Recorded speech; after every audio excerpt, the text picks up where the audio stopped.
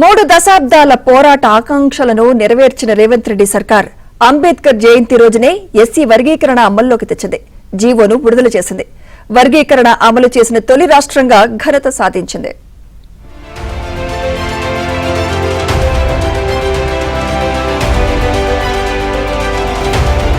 మాదిగల 3 దశాబ్దాల పోరాటం తెలంగాణలో ఫలించింది. వర్గీకరణపై వారు కన్నకల ఎట్టకేలకు నెరవేరింది. రేవంత్ రెడ్డి ప్రభుత్వం ఎస్సీ వర్గీకరణ జీవోను విడుదల చేసింది. ఎస్సీ వర్గీకరణకు సంబంధించి ప్రభుత్వం బిఆర్ అంబేద్కర్ జయంతి రోజున 4 జీవోలను విడుదల చేసింది. ఎస్సీ వర్గీకరణకు చట్టబద్దత కల్పిస్తూ షెడ్యూల్ క్యాస్ట్ విభాగం జీవో నెంబర్ 9ని జారీ చేసింది. ఇక రోస్టర్ పాయింట్స్ కు సంబంధించి ప్రభుత్వం జీవో నెంబర్ 99ని సాధారణ పరిపాలన విభాగం విడుదల చేసింది. ఇక రూల్స్ ఫ్రేమ్ చేయడం కోసం ఎస్సీ డిపార్ట్మెంట్ మరో జీవోను రిలీజ్ చేసింది.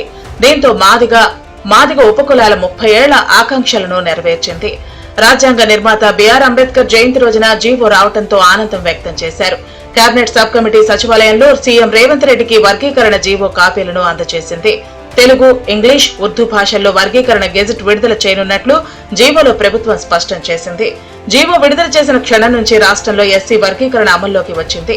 దీంతో సుప్రీంకోర్టు తీర్పు అనంతరం వర్గీకరణను అమలు చేసిన తొలి రాష్ట్రంగా Telangana రికార్డుకెక్కింది. SC categorization will be implemented in Telangana, employment and education.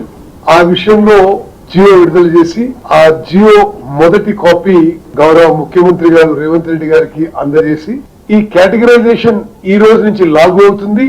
మేము సబ్ కమిటీగా రేపు ఉన్నతాధికారులతో సమావేశమై రాష్ట్రంలో ఉన్న వేకెన్సీస్ అన్ని కూడా తీసుకొని ఆ వేకెన్సీస్ మేరకు వేగవంతంగా నోటిఫికేషన్లు ఇవ్వడం, ఎస్సీ కేటగరైజేషన్ వర్తింపజేస్తూ యుద్ధ ప్రాతిపదిగా ఎస్సీ కేటగరైజేషన్ అమలు చేస్తూ ముందుకు పోతామని చెప్పి రాష్ట్ర ప్రజలందరూ కూడా స్పష్టమైన హామీ ఇస్తున్నారు. సామాజిక, ఆర్థిక, రాజకీయ, విద్య, ఉద్యోగాలు స్థితిగతుల ఆధారంగా ప్రభుత్వం ఎస్సీలను 3 గ్రూపులుగా విభజించింది. గ్రూప్ 1లో రిజర్వేషన్ ఫలాలు అనుభవించని అత్యంత వెనుకబడిన 15 కులాలను చేర్చి వారికి 1% రిజర్వేషన్ కల్పించింది. గ్రూప్ 2లో మధ్యస్థులుగా ఉండి లబ్ధి పొందిన 18 మాదిగా దాని ఉపకులాలకు 9% రిజర్వేషన్ ఇచ్చారు. ఇక 3వ గ్రూప్ లో మెరుగైన ప్రయోజనం పొందిన మాల ఉపకులాలకు 5% రిజర్వేషన్ కల్పించారు.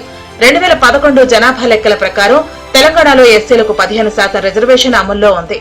గతంలో ఎస్సీ కులాలన్నింటికీ గంపగుత్తగా 15% రిజర్వేషన్ ఉండేది. ఇప్పుడు గ్రూపుల వారీగా ఎస్సీలు రిజర్వేషన్ ఫలాలు పొందనున్నారు.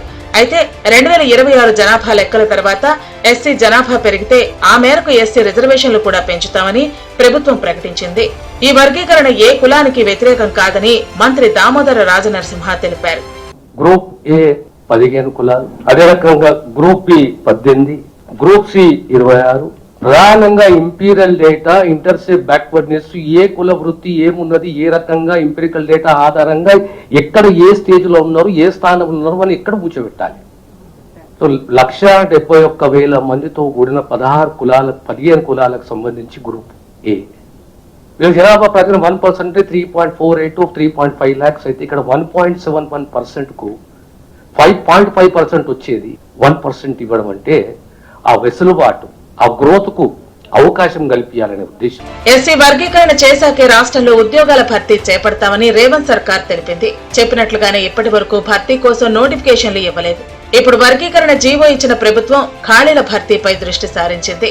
అందులో భాగంగా మంగళవారం కేబినెట్ సబ్ కమిటీ సమావేశం కానుంది. శాఖల వారీగా ఖాళీల లెక్కలు తీయనుంది. ఆ మేరకు త్వరలో భారీ సంఖ్యలో ఉద్యోగాల నోటిఫికేషన్ విడుదల చేసేందుకు ప్రభుత్వం సిద్దమవుతోంది. ఎస్సీ వర్గీకరణ ప్రకారం ఉద్యోగాల భర్తీలో గ్రూప్ ఏలోని రిజర్వేషన్ల ప్రకారం ఇంకా పోస్టులు భర్తీ కాకుంటే గ్రూప్ బి వారికి అవకాశం ఇస్తారు. అందులో కూడా మిగిలితే ఆ తర్వాత గ్రూప్ సిలోని అభ్యర్థులతో భర్తీ చేస్తారు. ఈ 3 గ్రూపుల్లోనూ అభ్యర్థులు లేకపోతే ఆ ఖాళీలను క్యారీ ఫార్వర్డ్ చేయనున్నారు.